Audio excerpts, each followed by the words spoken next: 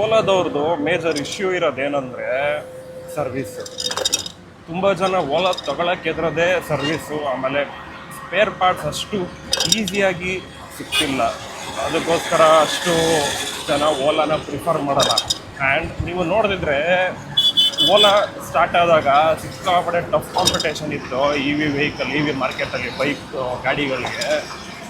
ಏತರ್ ಆಗಿರ್ಬೋದು, ಐಕ್ಯೂಬ್ ಆಗಿರ್ಬೋದು, ಬಜಾಜ್ ಚೇತಕ್ EV ಆಗಿರ್ಬೋದು, ಇವೆಲ್ಲನೂ ಓಲಾಗಿಂತ ಕೆಳಗಿತ್ತು. ನಂಬರ್ 1 ಇತ್ತು ಓಲಾ ಸೇಲ್ಸಲ್ಲಿ. ಬಟ್ ಇವಾಗ ಏನಾಗಿದೆ ಅಂದರೆ ರೀಸೆಂಟಾಗಿ ಓಲಾ ಸೇಲ್ಸ್ ಫುಲ್ಲು ಡಿಪ್ ಆಗಿಬಿಟ್ಟಿದೆ. ಏತರ್ ರಿಸ್ತಾ ಬಿಟ್ಟರು, ಆಮೇಲೆ ಐಕ್ಯೂಬ್ ಅವರು ಇನ್ನೂ ರೇಂಜೆಲ್ಲ ಜಾಸ್ತಿ ಮಾಡಿ ಇನ್ನೊಂದು ನೆಕ್ಸ್ಟ್ ವೇರಿಯಂಟ್ ಬಿಟ್ಟರು. ಓಲಾ ಸೇಲ್ಸ್ ಸಿಕ್ಕಾಪಟ್ಟೆ ಕಮ್ಮಿ ಆಗಿಬಿಟ್ಟಿದೆ.